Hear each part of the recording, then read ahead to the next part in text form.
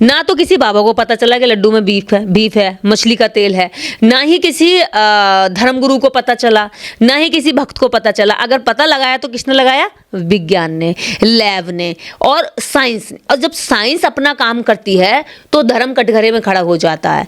इसलिए धर्म जब कटघरे में खड़ा होता है तो भक्तों को दर्द लगता है। अब भक्त जो है इस बात पे बड़े खुश हो रहे हैं, कम से कम हमें पता चल गया। अब भक्त साइंस का, विज्ञान का धन्यवाद नहीं करेंगे कि अरे विज्ञान का बहुत बहुत धन्यवाद कि हमें हमारे साथ जो हो रहा धोखा था वो पता चल गया। लेकिन ये फिर भी क्या कहेंगे कि हमारी आस्था है, हम फिर भी मंदिर के साथ चिपके रहेंगे। अब इनको सजा नहीं दी जाएगी। अगर यही काम किसी दलित ने किया होता, पिछड़े ने किया होता, मुसलमान ने किया होता तो उसकी अभी तक जान आफत में आ गई होती, उसके घर पे बुलडोजर चल गई होती, वो अभी तक जेल में खड़ा होता, कटघरे में खड़ा होकर के जजों के सामने जवाब दे रहा होता, सफाई दे रहा होता। और मीडिया उन्हें खचेड़ खचेड़ कर लाती और अपने चैनल पे, अपने पैनल पे बिठा करके उनसे जो है ऐसे तीखे तीखे सवाल करती कि उन पर जवाब भी नहीं बन पाते। देखिए, हिंदू मुस्लिम का लोसन तो इसमें लग ही नहीं सकता। कोशिश की जाएगी लेकिन इसमें हिंदू मुस्लिम का लोसन कहाँ से होगा?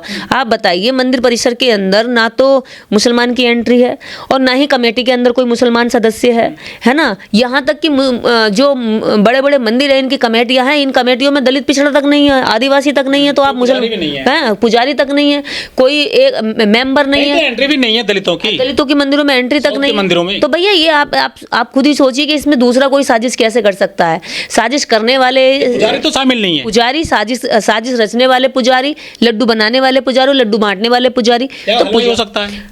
तो पुजारियों को जो पुजारी ऑर्डर देता है, पुजारी को पता नहीं है कि ये लड्डू किस तरह का बन रहा है। पुजारी, अगर आप कहेंगे कि हमें केक चाहिए बिना अंडे वाला, तो बेकरी वाला बिना अंडे का केक बना के दे देता है। ये तो इतने बड़े, बिना प्याज वाली आमलेट चाहिए बिना प्याज वाली। लोग कहते हैं कि मैं तो नॉन वेजिटेरियन हूँ साहब, मैं तो शुद्ध शाकाहारी हूँ, मेरे घर में तो प्याज लहसुन तक नहीं खाया जाता साहब, मेरे घर में तो नॉन वेज कभी घुस ही नहीं सकता, आ ही नहीं सकता, मेरे घर का कोई बच्चा या बंदा तो घुस गए खा नहीं सकता। और लड्डू घर में ही नहीं घुसे, भक्तों के पेट में घुस रहे, लगातार सालों से खा रहे हैं। तो अब इनसे ये पूछा जाए कि अब तुम क्या सजा दोगे खुद को भी, क्योंकि तुमने तो नॉनवेज खा लिया, तुम्हारे पेट में एंट्री कर चुका है, अब तुम इसकी क्या सजा दोगे खुद को भी और मंदिर के परिसर वाले उन समिति के लोगों को भी जिन्होंने ये लड्डू कौन बनाता है?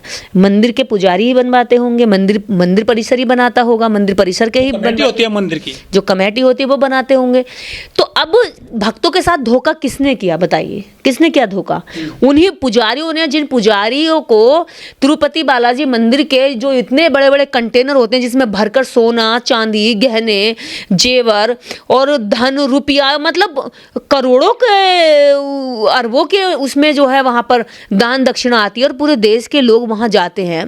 उस आस्था से वो उनकी जो है पैसा भी ले रहे हैं आस्था के लिए, उस आस्था को पूरा करने के लिए वो धन भी दे रहे हैं, दौलत भी दे रहे हैं, चैरिटी भी कर रहे हैं, दान दक्षिणा सब कुछ कर रहे हैं। लेकिन बदले में क्या दे रहा मंदिर परिसर उनको?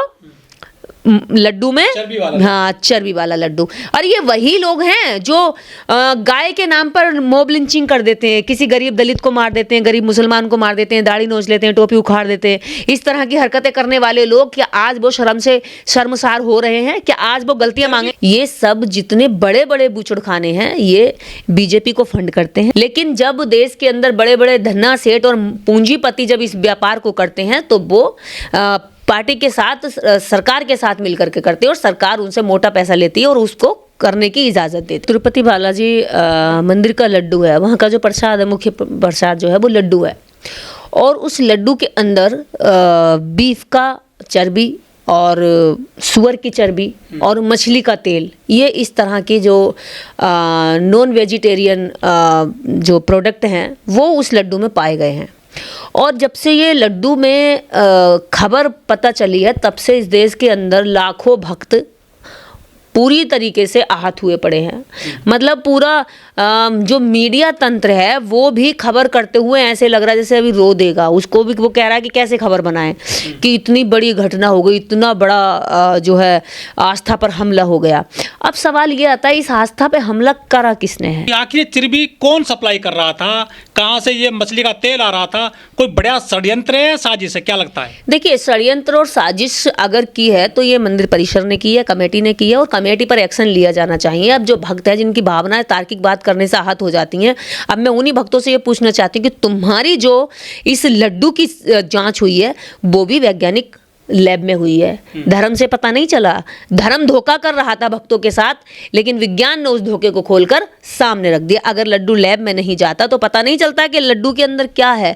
साइंस ने, विज्ञान ने पता लगाया कि धर्म के साथ भक्तों की भावनाएं खिलवाड़ करी जा रही हैं और पता लगा करके बताया। और फिर भी ये धर्म गुरु साइंस का, विज्ञान का इसीलिए विरोध करते हैं, इसीलिए इससे नफरत करते हैं, इसका बॉयकॉट करते हैं, क्योंकि इन्हें पता है जैसे ही हमारा भक्त विज्ञान की बात करने लगेगा, धर्म जो धरा करके नीचे गिर जाए। बाबा बागेश्वर के दरबार में ले जाते, बताते लड्डू में क्या मिला हुआ। बाबा बागेश्वर तो खुद ही इस समय लापता, जाने कहाँ भाग गए, क्योंकि चुनाव के टाइम पे, जो चुनाव आएंगे तब बाबा को इस्तेमाल किया जाएगा। बाबा का काम केवल वोट के टाइम पर होता है। पहले प्रयोगशाला पहुंचा, वहां पता चला कि लड्डू में क्या चीजें हैं, तो साइंस बड़ी चीज है। बिल्कुल। तो इसमें ज्यादा दोषी कौन है, मंदिर के पुजारी, मंदिर के कमेटी, या फिर वो हलवाई जिसने लड्डू बनाई? इसमें दोषी हैं अंधभक्त, इसमें दोषी हैं वो पुजारी जो आस्थाओं की कदर ना करते हुए वो केवल बिजनेस को समझते हैं। क्योंकि लड्डू वाला ये जानता है कि लड्डू में मैंने क्या डाला है, ठीक है, बीफ डाला है या फिश ऑयल डाला है, और पुजारी ये जानता है कि मंदिर में कोई भगवान नहीं है, कि अगर मैं धोखा करूंगा भी तो कोई मेरी जो है इस धोखे को पकड़ नहीं सकता। सबसे बड़ी जो अभी खुलासा होना बाकी है दुनिया के सामने, देश के सामने, कि तिरुपति बालाजी मंदिर का जो मुख्य जो मूर्ति है वो तथागत गौतम बुद्ध की है। तो तथागत गौतम बुद्ध की मूर्ति का मेकअप करके तिरुपति बालाजी मंदिर बना दिया और उससे बहुत बड़ा धन कमाया जा रहा है, लोगों की आस्था के साथ खिलवाड़ किया जा रहा है। अब मैं तो ये मानती हूँ आस्थावान लोगों की वास्तव में उनकी आस्थाएं आहत हुई हैं, तो वो क्या सजा देंगे खुद को भी और उनको भी, क्योंकि तुम्हारा तो धर्म हो गया। अब कोई भी इस देश के अंदर जो तिरुपति बाला जी का मंदिर का लड्डू खा चुका है, अब वो कोई शाकाहारी होने का दावा नहीं कर सकता। कैसे करेगा, क्योंकि वो तो शाकाहारी अब रहा ही नहीं, क्योंकि उसने तो मांस खा चुका ना, वो तो खा चुका है, पेट में जा चुका है, और वो भी लड्डू के द्वारा अंदर गया हुआ है। तो ऐसी स्थिति में अब उनको ये करना चाहिए कि देश के अंदर जितने भी लिंचिंग हुई है, जितने भी गरीबों को मारा है गाय के नाम पे, बीफ के नाम पे, उनसे माफी मांगे कि भाई हमने तुम्हें बेकार ही मारा, तुम तो केवल अपना एक दो गाय पालने के लिए घर को ले जा रहे थे, 1-2 किलो दूध अपने बच्चों को पिलाते या इससे अपने 2-4 किलो बेच करके अपना घर चलाते। यहाँ तो अपना घर चलाने के लिए या तो अपने धर्म को भी भ्रष्ट करने के लिए मंदिर के पुजारियों ने लड्डू में बीफ डाल दिया, फिश ऑयल डाल दिया। तो यहाँ जो सबसे बड़ी स्थिति है वो ये है कि अब भक्तों का क्या रिएक्शन होगा। क्या भक्त रो पीट के आंसू पोंछ के बस घर में बैठ जाएंगे, या इसका हिसाब भी करेंगे, या इससे पूछेंगे भी कि आखिर हमारे साथ ऐसा क्यों किया गया। इसी मंदिर में बाल भी चढ़ाए जाते हैं, लेकिन आज लड्डुओं में कुछ ऐसा डाला गया है, कल बाल तो कोई गिन नहीं सकता आसानी से, किसके बाल हैं क्या है, वहाँ भी विवाद हो सकता है फ्यूचर में। नहीं, देखिए बाल का तो पहले से विवादित मामला है। इस देश में औरत का गंजा होना पाप माना जाता है, बड़ी बुरी नज़र से देखा जाता है, बड़ा उसको कैरेक्टरहीन देखा जाता है, उसको सुंदर ही नहीं माना जाता, उसको औरत ही नहीं माना जाता। कई बार लोग मुझ पर कमेंट पास करते हैं कि तू औरत है या आदमी है, क्योंकि तेरे तो बाल ऐसे हैं, ये जो मनुवादी लोग हैं। तो अब बात यह है कि धर्म के नाम पर वहाँ पे हजारों महिलाएं गंजी होती हैं। हाँ। और सैकड़ों टन बाल जो है यहाँ से विदेशों में 600 टन बाल बिकते हैं। एक साल में 600 टन बाल तिरुपति बालाजी केवल एक मंदिर से जो है जाता है, देश विदेशों तक में जाता है, उनकी बिक बनाई जाती है, उनको नकली बाल बनाए जाते हैं और वो करोड़ों के टर्नओवर उसमें हो रहा है। तो अब आप ये बताइए कि क्या ये मंदिर रहा, क्या ये धर्म का केंद्र रहा? 40,000 रुपए किलो तो बाल बेचते हैं तिरुपति बालाजी मंदिर कमेटी है जो। तो क्या ये आस्था है? ये आप इसको अभी भी आस्था कहेंगे? वो आपकी औरतों के बाल ले रहे हैं, वो आपकी औरतों के बालों को फिर बेच रहे हैं। अगर ये आस्था का मामला है तो फिर बालों से व्यापार क्यों? अगर ये आस्था का मामला है तो लड्डू में बाहर शाकाहारी होने का दावा और अंदर से लड्डुओं में मांसाहार क्यों? बताइए। अगर वास्तव में आस्था है, वास्तव में श्रद्धा है, तो श्रद्धा के अंदर इतनी धोखाधड़ी और इतनी मिलावट ये कोई सरकार नहीं कर रही है, ये कोई जनता नहीं कर रही है, कोई हिंदू मुस्लिम का एजेंडा सफल नहीं हो रहा है इसमें। ये तो मंदिर वालों का अपना लड्डू है, अपना प्रसाद है, वो जैसा बनाया वो उनकी मर्जी है। केदारनाथ मंदिर में एक घटना सामने आई थी, जो दान देते हैं लोग, तो दान कई बार कैश ना दे करके लोग ऑनलाइन कर देते हैं। उन्होंने QR कोड गाड़ दिए थे केदारनाथ मंदिर के आसपास, कई लाख का वहाँ पे दान आ गया था, QR कोड लगा दिए गए थे, तो वहाँ भी फ्रॉड हो गया था। ये कौन लोग हैं, कमेटी क्या कर रही है मंदिरों की जो इस तरह से फ्रॉड हो रहा है? देखिए, मंदिरों की कमेटियों से ब्राह्मणों को हटा दिया जाए और इस मंदिरों की कमेटियों में दलितों को, पिछड़ों को और आदिवासियों को रखा जाए, क्योंकि जहाँ जहाँ ब्राह्मण पुजारी हैं वहाँ वहाँ भ्रष्टाचार होता है। जहाँ जहाँ इस तरह की जो जातियाँ हैं जिन्होंने पहले से सिस्टम में हमेशा भ्रष्टाचार को ही आगे माना है, जो मनु व्यवस्था को मानते हैं, ऐसे लोग जहाँ जहाँ होंगे वहाँ भ्रष्टाचार होगा। तो इसलिए सारे मंदिरों के पुजारियों को SC ST OBC को दे देना चाहिए, क्योंकि अब ब्राह्मणों से मंदिर संभाले नहीं जा रहे हैं। इनकी नाक के नीचे जो है लड्डू में मांस डल जाता है, इनकी नाक के नीचे QR कोड लग के केदारनाथ में लाखों रुपया जो है गड़बड़ कर लिया जाता है दान दक्षिणा का। तो अब ऐसी स्थिति में जब इनसे मंदिर नहीं संभल रहे हैं, तो ये जो है ये मंदिरों को भी जो है SC ST OBC के हवाले कर दें, वो अच्छे से संभाल लेंगे।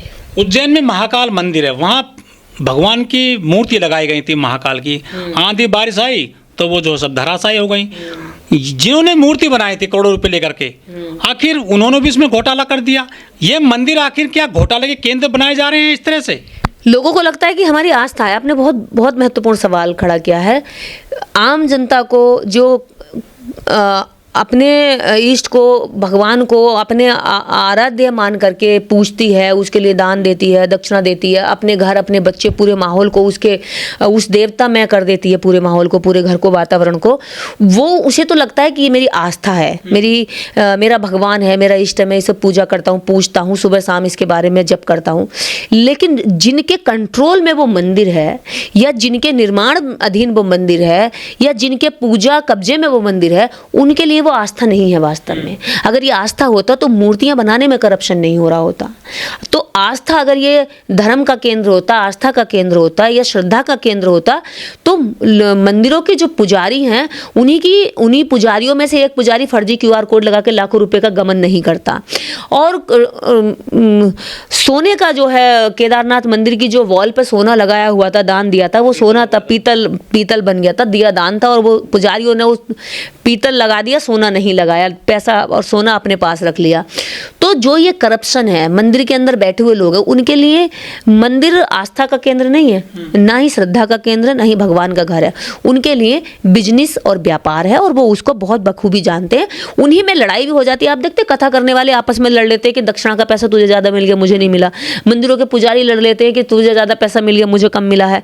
एक में झगड़े हो जाते हैं। यहाँ तक कि कुछ तो शादियों के पंडाल तक में पंडितों ने लड़ाइयाँ कर करके जो है वीडियो को बहुत सारी आई हैं कि झगड़े कर लेते।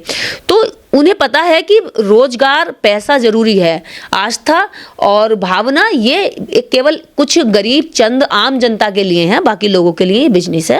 और उस बिजनेस को वो बहुत अच्छे तरीके से कर रहे हैं। अगर बिजनेस नहीं होता तो करप्शन नहीं होता। बिजनेस है, वो उनका सारा सिस्टम बना हुआ। उस सिस्टम में कुछ लोग ज़्यादा खाना चाहते हैं, कुछ कम खाना चाहते हैं। लेकिन गरीब ये सोच रहा है जी मैं तो टीका लगा लिया मैंने और लड्डू खा लिया, अब मेरे जो सारे दुख मिट जाएंगे, भगवान मेरे को आशीर्वाद दे दिया, अब मेरे ऊपर उसकी कृपा बन गई है।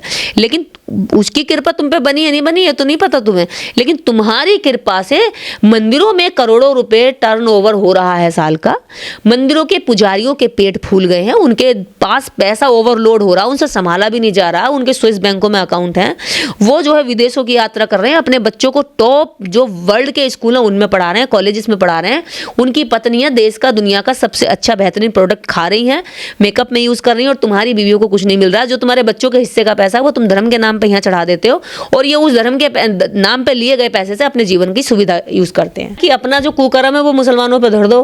बहुत आसान है, लोग मान भी लेंगे, क्योंकि हिंदू मुस्लिम की नफरत फैलाने में यहाँ की मीडिया बहुत आगे है।